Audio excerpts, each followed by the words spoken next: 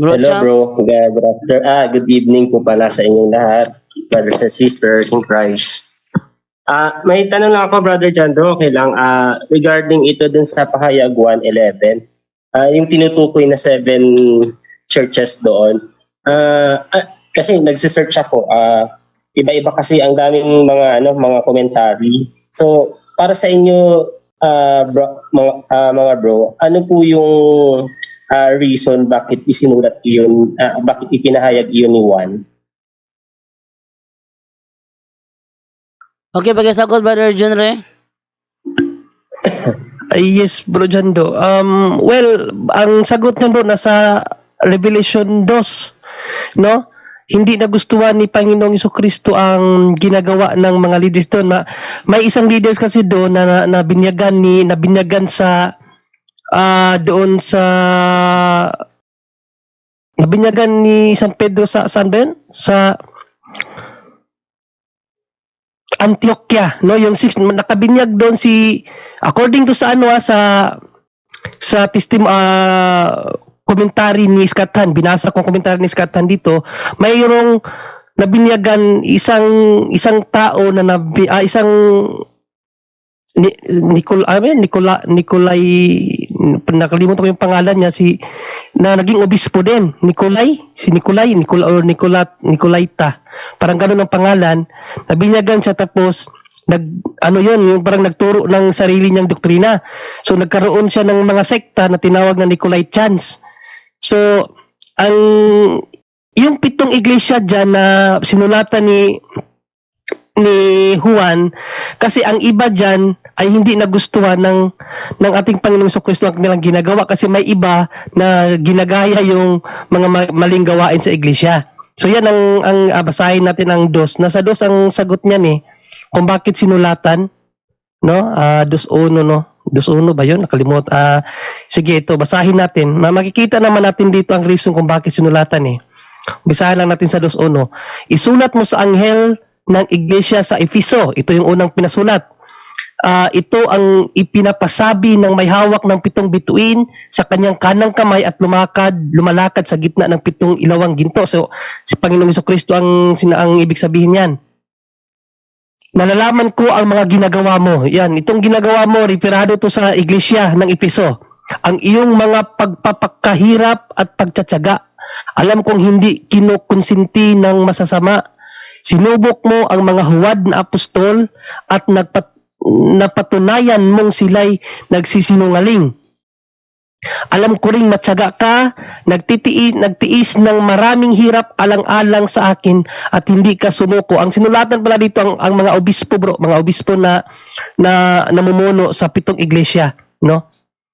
Subalit may isang bagay na ayaw ko sa iyo. Yan. So may hindi nagustuhan ng Diyos sa iglesia ng taga-Efeso.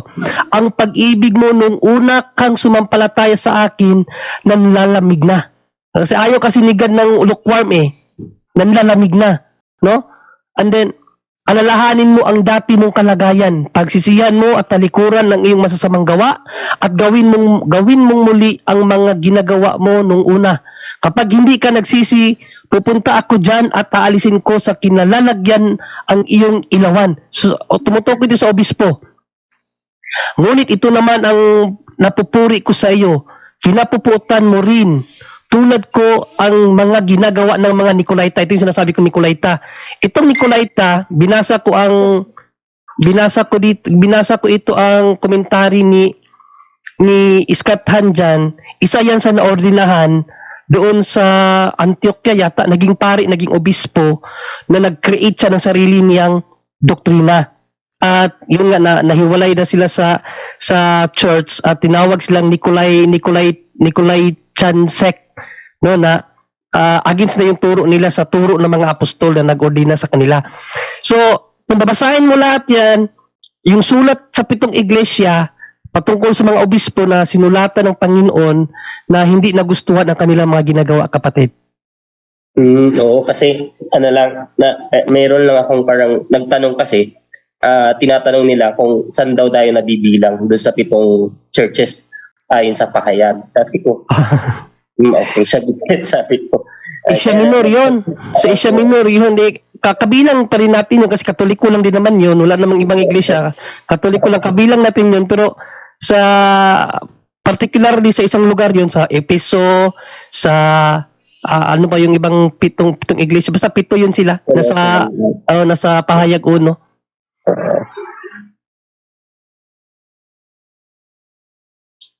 Hello? Hello po. Oh. Ayun,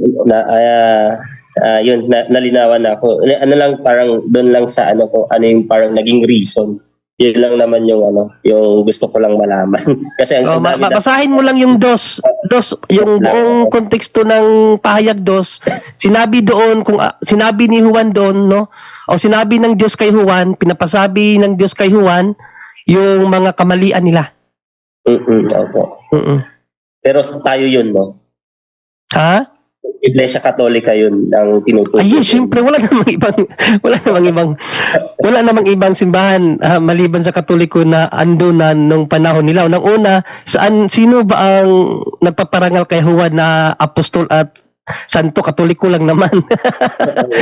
At saan ba siya inilibing? Simbahan Katoliko. Ang kukulit kasi ng mga ibang talaga mga pananampalataya talaga. Yan ang problema kapag hindi inaaral ang historical context.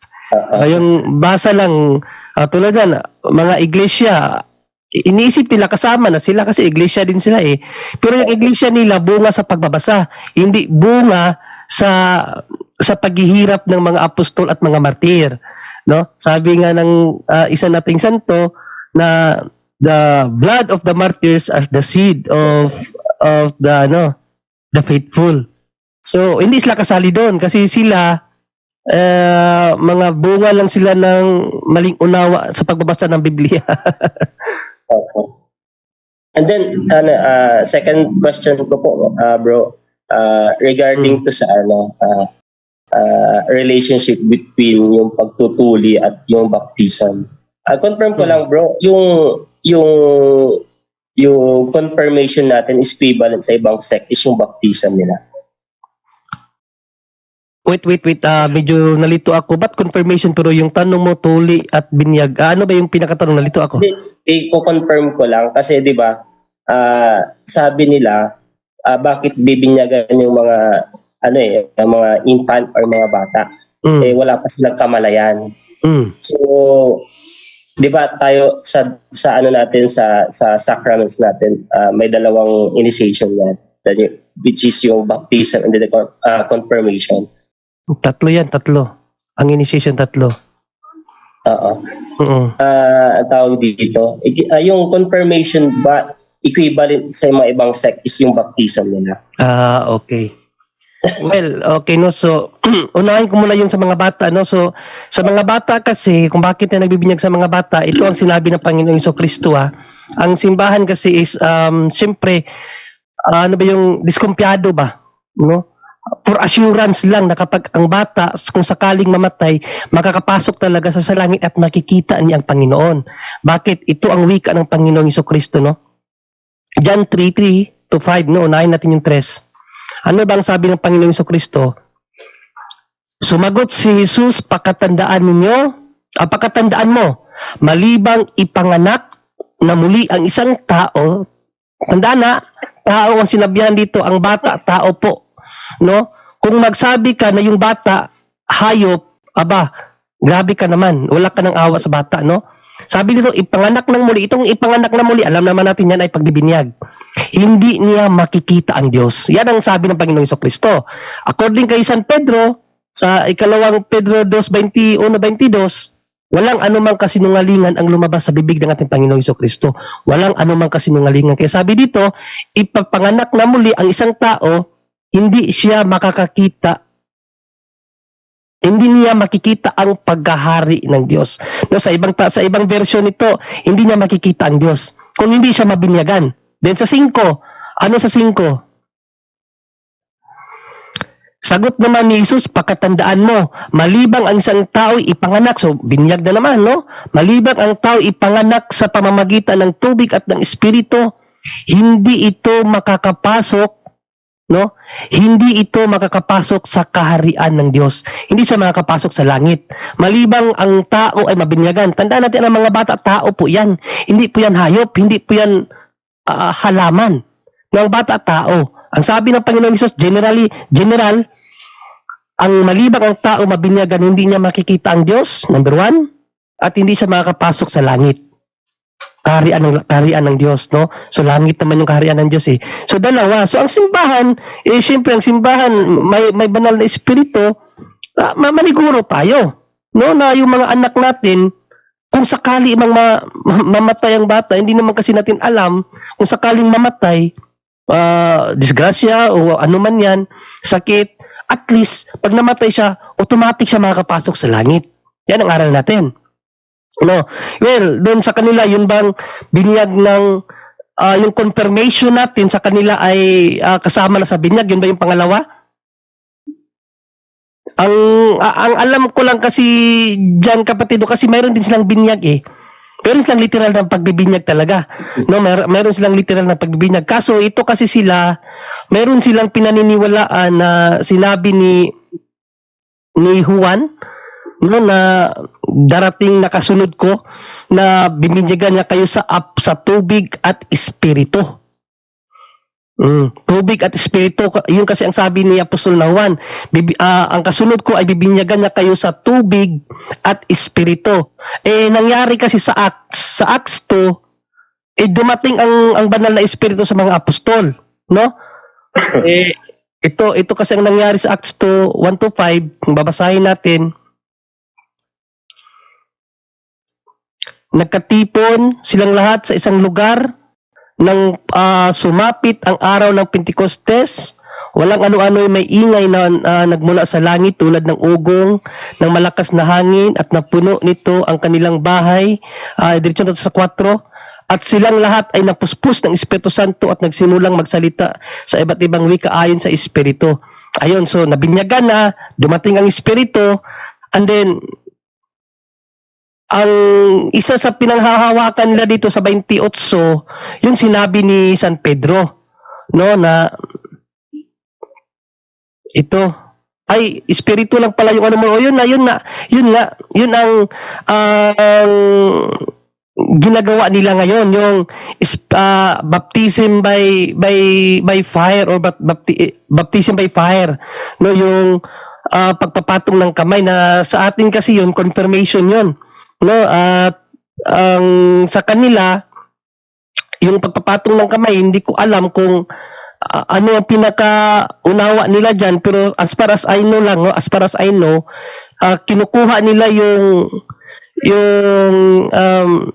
baptism of fire o yung sa spirit doon sa ano nila, yung gatherings nila, no, doon nila yan na parang para ba silang mga apostol na sa Acts 2, 1-5 na dumating din ang Holy Spirit. Yun ang kanilang unawa dyan, kapatid.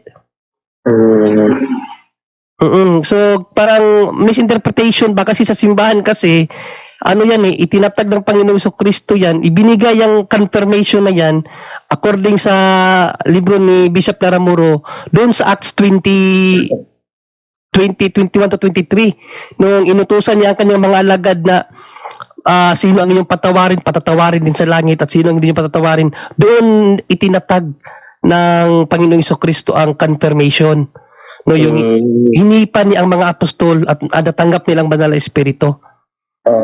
So sa kanila baptism yun, bro, no? Sa atin confirmation yun.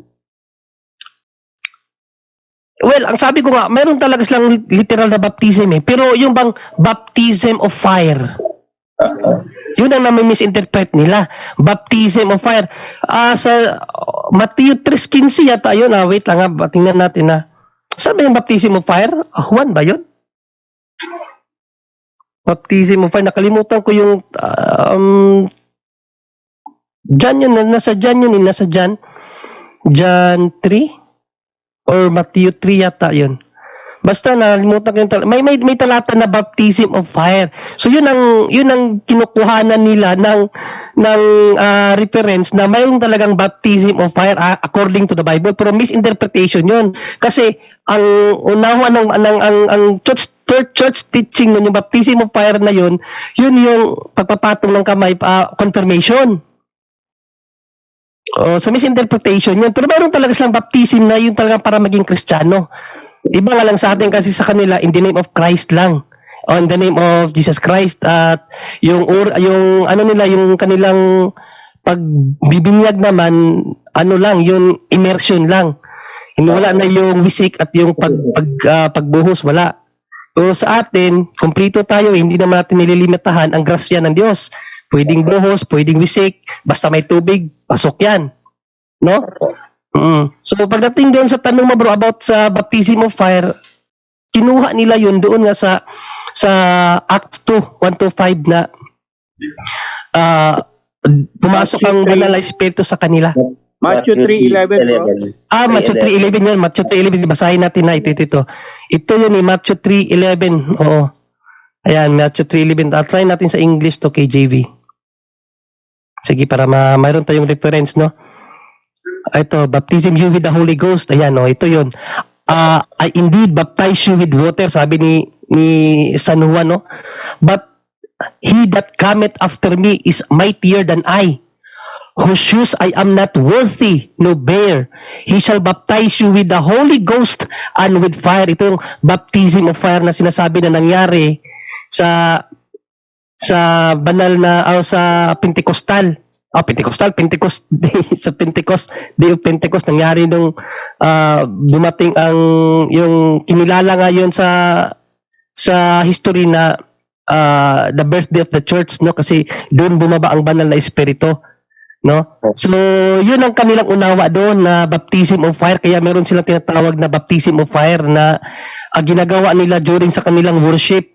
Ano ba tawag dyan? During sa kanilang fellowship nila na may espiritu ng sumanib, kaya ang ginagawa naman nila, kasi nga sa Acts 2:5 nakapagsalita ng iba't ibang wika, sa kanila naman siya din may Holy Spirit na. So yun na yung baptism of fire.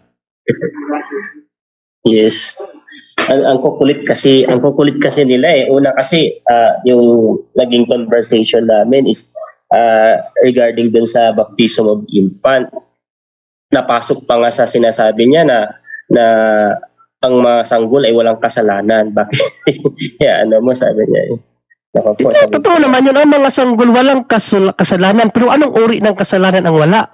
Personal or actual sin. Pero may tinatawag na original sin. Yes, oo. Yung original sin yun ang tinatanggal sa binyag.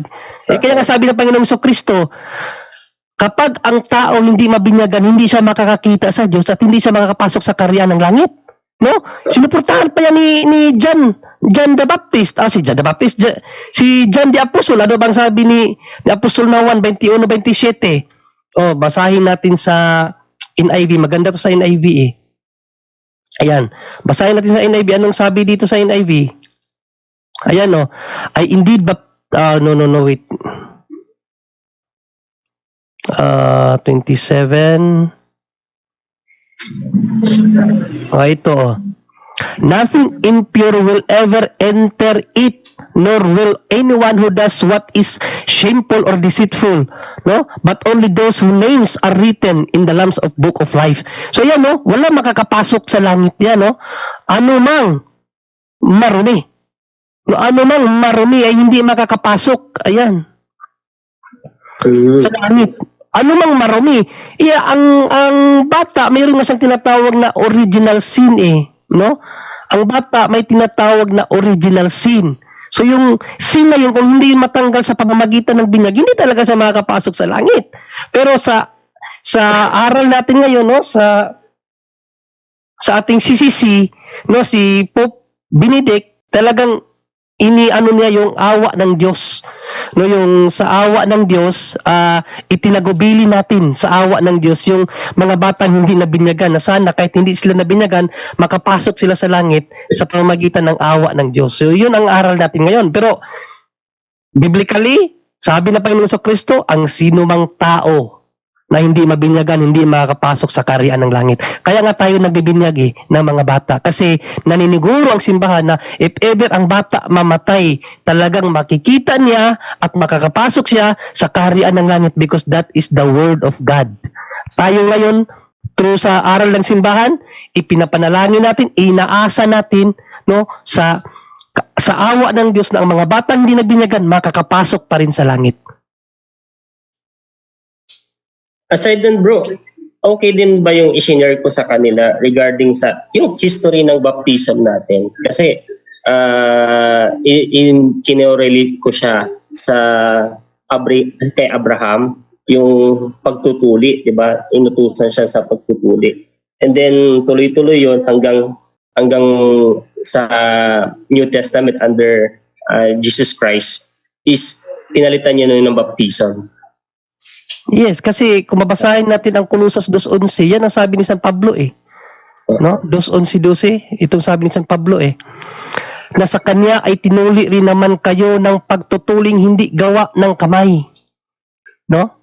Ano yung pagtuli? Sa paghuhubad ng katawang laman sa pagtutuli ni Kristo sa libing na kalakip niya sa bautismo. So yung pagtutuli natin ngayon, hindi na katulad ng pagtutuli dati na literal na hinihiwa yung ari ng bata. Ngayon, sa pamamagitan na ng bautismo. Tama naman yung kapatid. Apo, okay. Yan lang naman bro. Salamat. Ngayon, nadagdagan ngayon mga ibang alaman ko po na wala dun sa mga nabasa ko, sa mga na-research ko po. Kasi everyday na babasa ng Bible, talagang, yun, parang si Brother Angel, medyo detailed talaga para hindi magkamali. So yun, salamat sa paggabay po. Salamat po sa inyo. Salamat sa pagtanong bro. Patuloy sa pag-aaral ng aral natin at wag kang manghina, no? Kasi ako dumaan ako sa ganyan nung nag-uumpisa pa lang ako, nangihina, nawalan ako ng gana. Advice ko sa iyo, patuloy and always pray for the gift of discernment and yung gift of yung desirement. No? At syempre, i-ask mo rin sa Holy Spirit na gabayan ka sa pag-aaral mo. Kasi mahirap ang pag-aaral talaga sa doktrina, kapatid. Oh, yes po, always po. Thank you, Brother Jumri po. God bless, bro. Pajando. Oh, all right. Yan At maraming salamat, Brother Champ, sa iyo pong pagtatanong. At maraming salamat din sa ating kapatid sa pagsasagot. At ngayon po, dadako tayo ngayon sa susunod na magtatanong. Dito po tayo kay Maximino Bangkil. Maximino Bangkil, ask to unmute, and if possible po, pwedeng ma-buksan yung ating camera. Sandali lang po.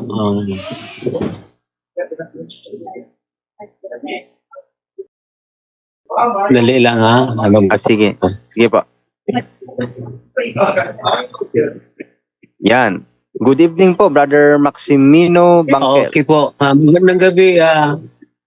Magandang gabi ba? Yung tanong ko lang yung brother, yung regarding sa magandang gabi lang po pala sa lahat. Yung tanong ko lang kay Brother Jando, kung nandyan na ba si Father Darwin? Si Father Darwin ay naka-live po ngayon sa Facebook. Bro, narinig po ako? Pero ang tanong ko, kung nandyan na siya sa Valencia, kasi bala ko kung pupunta dyan, baka sa Friday. Oo. Ang sabi niya po kanina sa live niya, bukas daw nasa office siya. Okay po. Okay, maraming salamat po. Yun lang po. Is there anything you need to ask or what? May tanong pa po kayo? Yun lang po, brother. Yun lang po. Sige Salamat po. Maraming salamat po. Thank you so much also. Maraming salamat kay Brother Maximino Bangkil. At dito naman po tayo Bro ngayon. Romel? Yes, Brother Angel. Yes, si Bro Aljan may kanina pa siyang tinetext sa akin dito, may pinapatanong siya. Pwede nating ano muna kay Bro Wendell habang nandito si Bro Wendell, no? Ano ko rin muna yung sagot niya, and then tingnan ko kung yung magtutugma yung ano ko. Sabi rito, okay, may nagtanong sa kanya, Bro Aljan, sana nakikinig ka na. Ito yung tanong ni Bro Edward Aunso sa kanya, no. So, ang tanong po niya, ito Bro Wendell, no. So, i-address ko lang muna sa ito. Sabi rito, Bro Aljan, ang tanong ko po sa Deuteronomy chapter 20 through 23 verse 2. Bro, ang mga anak sa hindi kasal ay parurusahan ng Panginoon. Ito yung mga anak sa labas, no? Kasali po ba kami, bro? Maganda yung tanong niya, bro.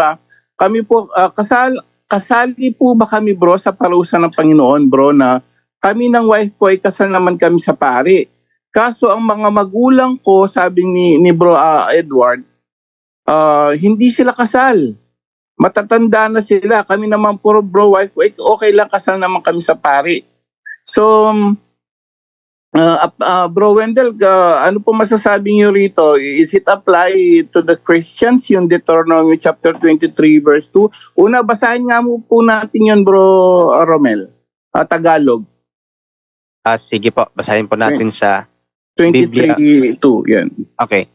Sino mang anak sa labas ay hindi maaaring ibilang sa sambahayan ni Yahweh hanggang sa ikasampung salin ng lahi. Ayan, so yan ang concern niya, Bro Wendell, dahil itong mga magulang niya hindi sila kasal. So ang feeling niya baka kasama sa diyan sa Deuteronomy chapter 23 verse 2. Anong masasabi niyo doon na maisasagot, Bro Wendell? Okay, maraming salamat, Bro Angel, sa naturang katanungan. Kung maalala ninyo ang pahayag ng ating Panginoon Jesucristo sa Lucas Kapitulo 6, versikulo 43, na sa bunga makilala ang puno. Oh. So, ano po ba ang nakasulat sa Deuteronomio 32:2? Yung 23. 23:2. Yung epekto ng puno na hindi ikinasal, aabot yan sa ikasampo na salinlahi. So, pwedeng tatamaan ang mga anak at ang mga apo. Pero pwedeng maputol yan kung mamuhay sa kabanalan. Tandaan natin may isang santo na siya'y anak ng hindi kasal pero nagiging santo. At pwede ring maputol ang tinatawag na intergenerational spirit na tatama sa epekto sa puno na hindi na ikasal kung magro-rosary together with the family. Yun ay napaka-epektibo para maputol yun. Mamuhay sa kabanalan, mamuhay sa prayer. Di lang prayer, kundi mas mabuti din fasting and almsgiving, dahil ang fasting and almsgiving are the wings of prayer. So, pwede bang tatamaan sila kahit kasal? Pwedeng tatamaan kung hindi na mamuhay sa kabanalan. Pwedeng tamaan pati na yung mga anak. Sa bagong tipan, yung hindi kasal na tinutukoy sa Deuteronomio 23:2, tinutukoy din yan sa unang Timoteo Kapitulo 4:1-3. Yun ang ginagamit sa ibang sikta laban sa atin. Pero ang katuparan yan ay hindi ikinasal sa sakramento. Yun po ay naitatag sa nagsimula sa tinatawag na Gnosticos. Ang Gnosticos ay itinatag ni Simon the Magician, yung inirebuke ni San Pedro. So ano ang nakasulat? Ang Espiritu ay malinaw na naghayag na sa huling panahon may mga taong humihiwalay sa pananampalataya at nakikinig sa masamang espiritu, nagbabawal sa pag-asawa. Yon ang tinatawag na free love movement. Ano yung nagbabawal sa pag-asawa? Kabilang na diyan ang live-in, kasal sa civil. Basta hindi sa sakramento, yon ang tinatawag na free love movement. Wala na ang Gnosticos, Wala na ang tinatawag na Albigensian heresy na revivalist sa Gnosticos, pero nagpatuloy pa yan sa tinatawag na the New Age movement. At sa pamamagitan ng ating mga batas, meron ng mga civil mass wedding, kumakalat yan, at daming mga Katoliko yumayakap sa civil wedding na hindi nila alam na yun pala ang tinutukoy sa unang Timoteo 4:1-3 na humihiwalay sa pananampalataya, nakikinig sa masamang espiritu, nagbabawal sa pag-asawa. Yun po, Brother Jinjel. Bro Angel, Yes, Bro Angel, yes, bro. Yes, bro. ano ba yung ano nang tanong kung kasali sa church ba?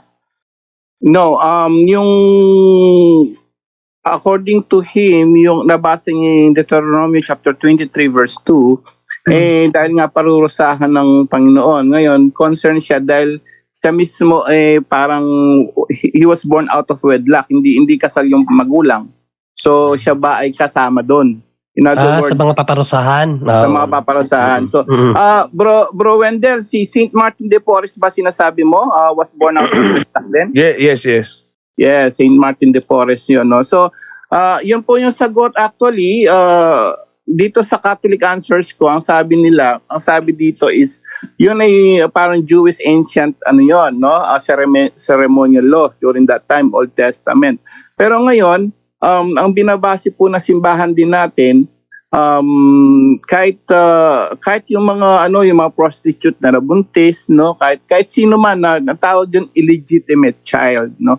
Pag sinabing illegitimate child, yung mga naging anak sa labas, naging no, tapos yung unwed mother and father, no. So sila po pwede na ngayon po kasi base dun sa sinabi ng ating Panginoong Jesucristo. Bro Romel, pakibasa nga Juan 3 po hanggang 7.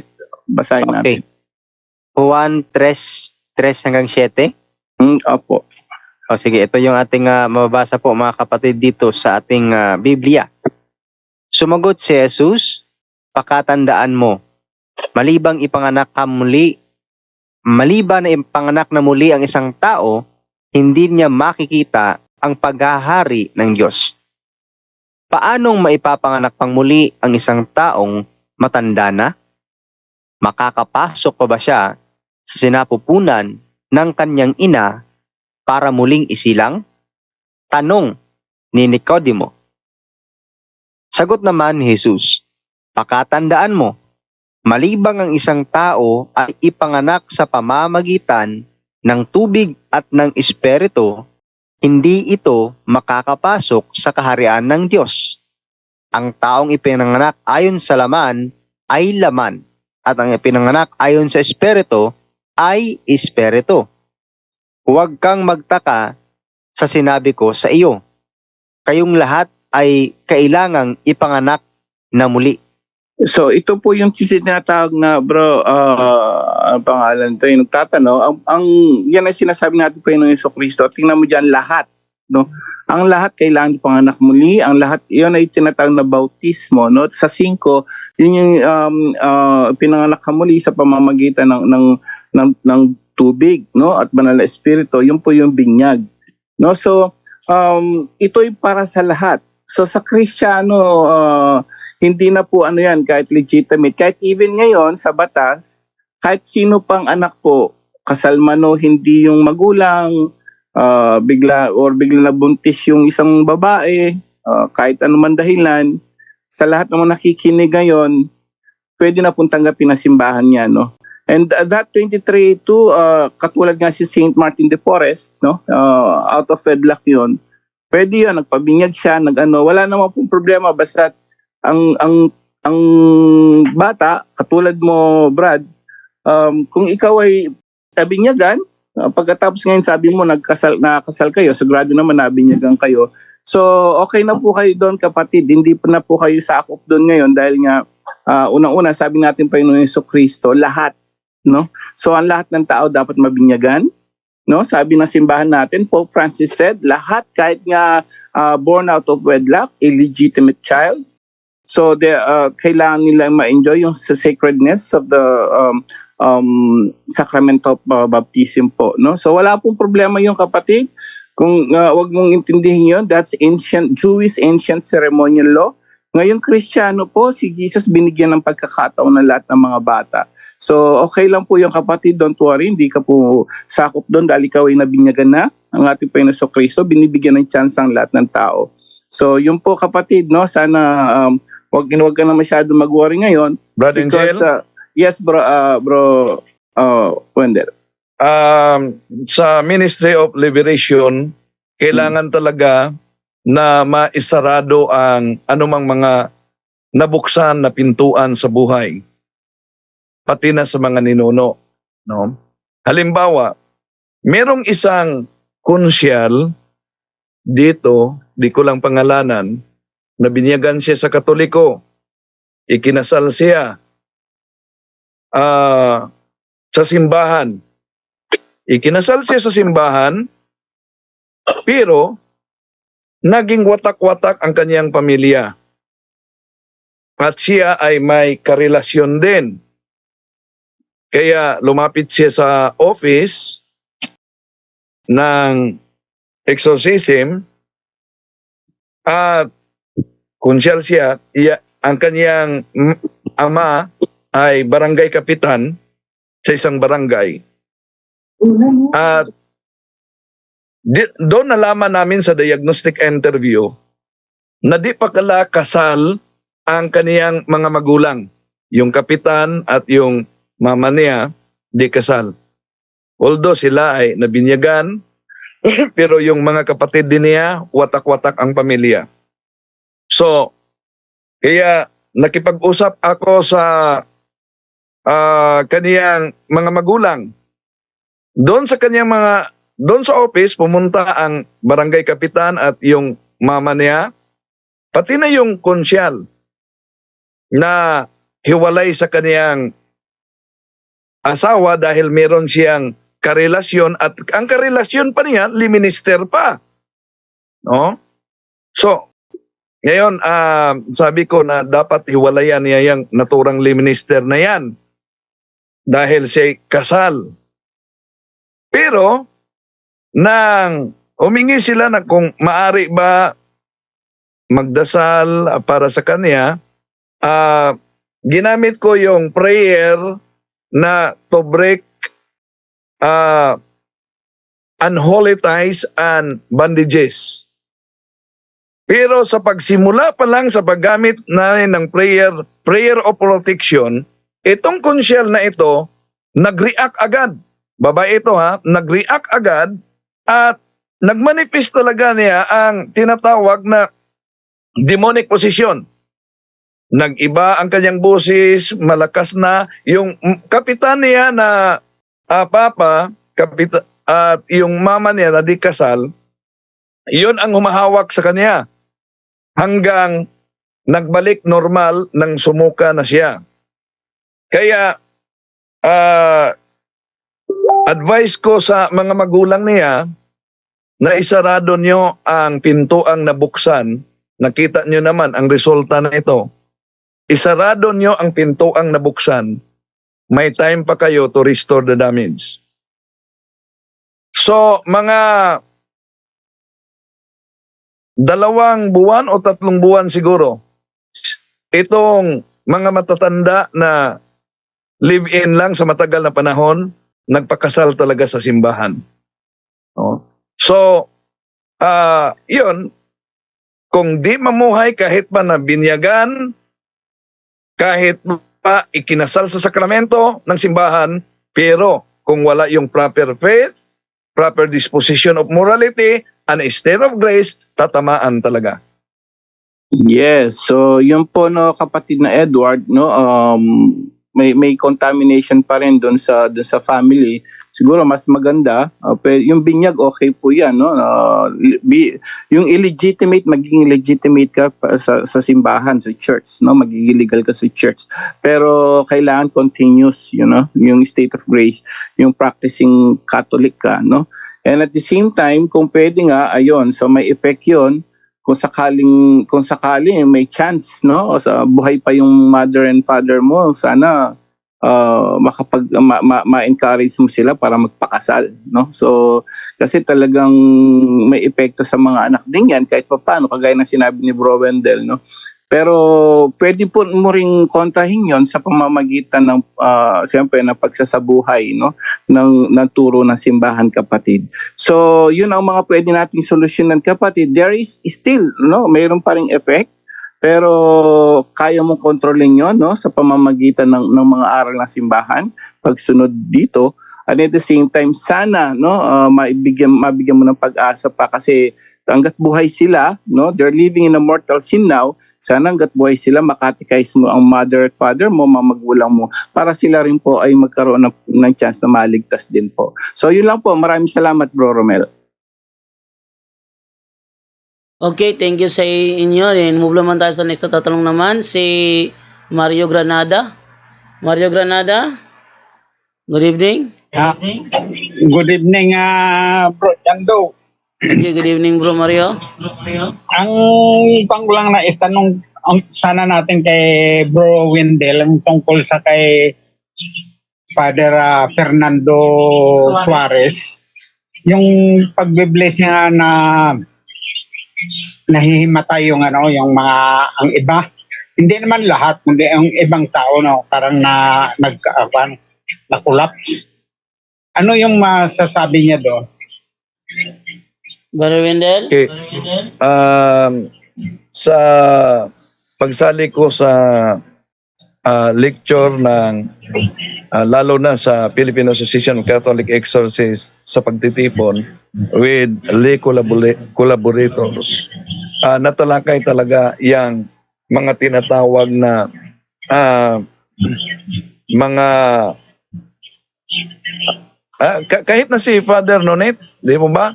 Tinalakay niya yan pag may manalangin at biglang nahimatay yung ipinanalangin niya, lumayo ka na sa kanya. Hanapin natin yun, ha? Tawag yun, bro, slain by the Holy Spirit. Nice. Yung tinatawag nilang slain by the Holy Spirit, Yes po. ito ang natutunan ko sa Ministry of Liberation. Mariing ipinagbabawal yan sa Ministry of Liberation dahil hindi iyan according to the tradition and teaching of the Catholic Church. So, yung napakinggan ko na naunang ipinahayag ni Brad Tata, di ko gustong sabihin dito dahil napakinggan ko lang yan sa Exorcist, na yung naunang ipinahayag ni Bro Angel, napakinggan ko yan sa Exorcist. Napakinggan ko yan nila ni Father, di ko lang pangalanan ng naturang Exorcist. So, bahala na kayo mag-discover. Kung gano'n na hindi pala turo ng panatin yun, ng simbahan ang tungkol dyan. Yes, kapatid. Sa mga charismatic, merong ganyan, no? Meron akong mga kaibigan na madre na ganyan talaga. At meron din pagkakataon na kinausap ako ng exorcist na magsagawa kami ng healing pagkatapos ng misa, sa healing mass, at nang nilagyan namin ang ulo, ang noo ng exorcise oil, bigla lang nahimatay. Ayun.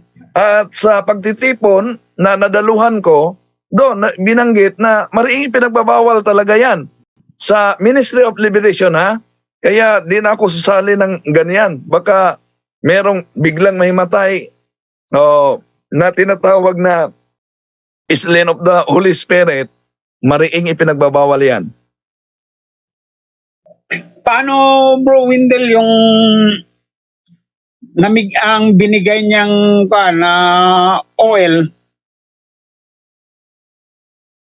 pan ba yun? Nasa simbahan ba yun? Kasi pare siya eh. Well, kung ang oil na yan ay blessed, walang problema kung blessed yan. Siguro blessed yun na kasi galing sa kanya eh. So walang problema kung blessed yan. Pero yung nalaman ko galing sa mga exorcist, di ko lang dapat sabihin dito dahil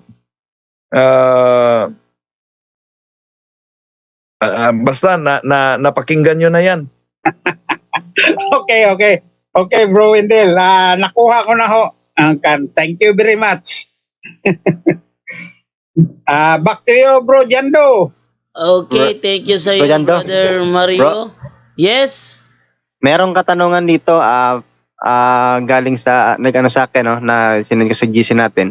Sabi niya, Bro Romel, paki-ask naman po, paano kung ang magulang ng illegitimate child may kanya-kanya ng buhay at asawa? Ano dapat gawin ni anak para ma-close yung mga opening stings po? Brother Wendell? Okay. Sandali, i-on ko muna. Okay. Anong dapat gawin ng anak? Tulad sa isang santo na kahit di kasal ang kanilang mga magulang, mamuhay sa kabanalan. Dahil bawat isa sa atin ay tinatawag sa pagiging banal. Unang Pedro 1:16. Yung proper faith, proper disposition of morality, and state of grace. So, kung sundin natin yan, at hihilingin natin at magiging intensyon natin, lalo na sa misa, magpamisa tayo, healing of family tree. Di ba maraming, sabi ng exorcist, na pakinggan ko, parang si Father Nonit Legaspi, maraming pagkakataon umanon, may mga Thanksgiving Mass na magpamisa, pero walang marinig na may nagpamisa, healing of family tree. Kaya kailangan talaga yan. At gawin nating intention sa rosary, kabahagi ang healing of family tree. Okay. So, dito mo ka at Ted naman na Ted na. Ikaw naman na Ted na. Hello, Ted na. Ikaw naman. Okay. Brother Wendell, pwede po sa'yo ang question. Okay. Okay, Bro Wendell, ganito yung sitwasyon niya. Hindi po siya pwedeng magtanong kasi gawa nung sensitive yung question. May mga sensitive. Ano po sila? 4 po sila sa pamilya, 2 magulang, senior. Tapos yung magkapatid, yung babae at lalaki. Ngayon yung babae yung nasa state of grace. Kasi yung magulang nila ay hindi po sila kasal sa pare. Civil lang kasi yung nanay niya protestante.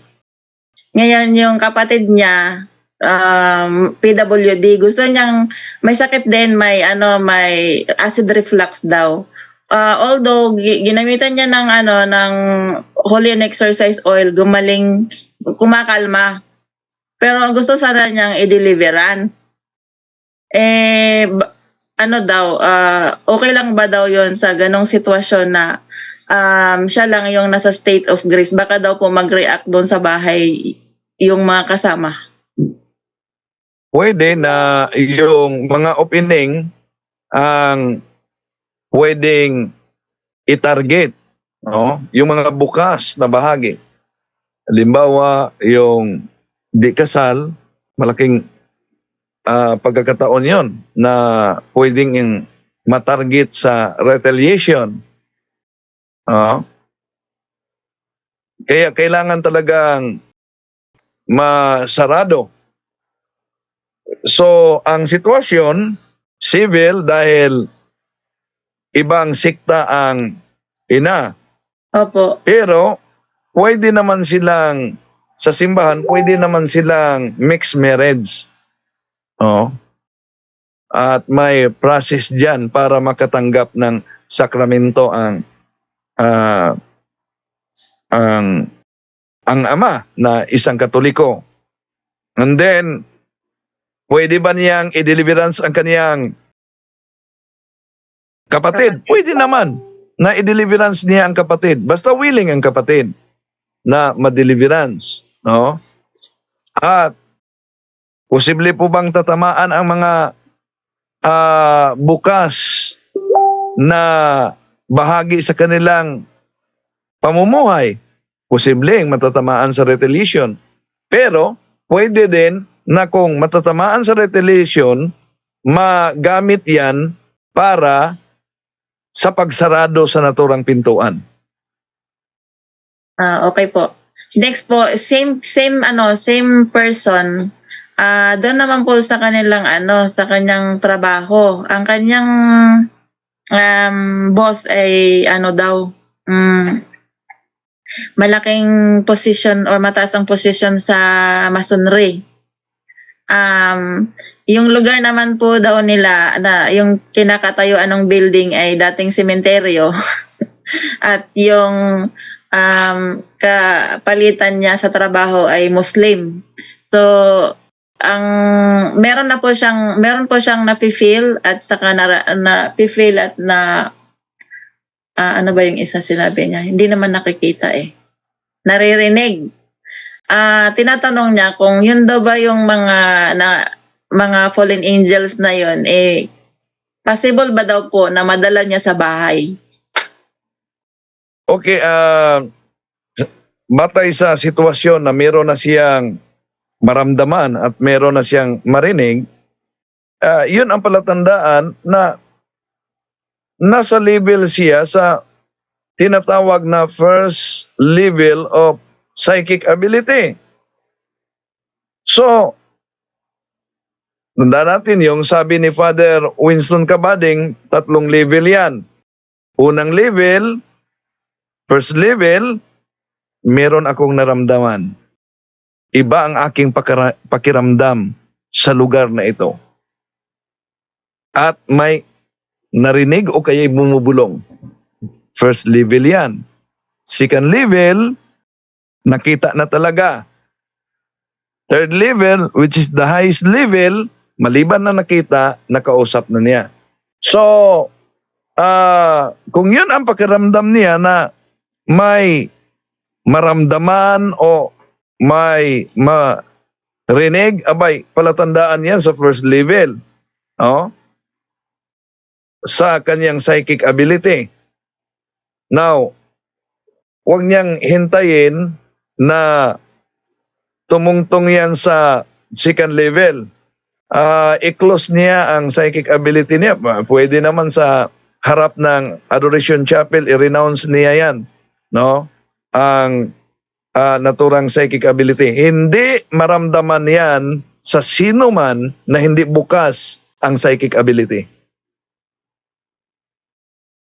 Okay po, Brother Wendell. So, para maging protected po din siya sa trabaho, mag-deliverance siya sa sarili. Pwede po niyang gawin yun sa Adoration Chapel? Yes, di niya pwede niyang gawin sa kanyang office dahil napaka-infested ang kanyang office. High rank pa yung amo niya. At ang naturang building na itatag pa sa dating sementeryo, dapat gawin niya before the Adoration Chapel. Okay po, salamat bro. At ito lang din. Halimbawa, yung closing of psychic abilities na babasahin, na isurrender niya, pag basa niya na close now my psychic ability which I have obtained from the power of the demons. Yung bahagi na yan, although hindi nilagyan diyan sa ritual na 3 bisis sana yang ulitin. 3 bisis yan. Close now my psychic ability which I have obtained from the power of the demons. Pag sambit niya ng ganyan, una, magkuha siya ng holy and exorcise oil, i-cross niya sa kanyang noo, i-cross niya dito sa kanyang mata at sa kanyang tenga. Unang bisis, ulitin niya. Close now my psychic abilities which I have obtained from the power of the demons. Ay cross na naman niya ang Holy and Exorcise Oil sa noo, sa mata, sa tinga. Ikatlong bisis, close now my psychic abilities which I have obtained from the power of the demons. Muli namang i-cross niya ang holy oil sa mata, sa tainga, then patuloy. These psychic abilities, I renounce. Yon.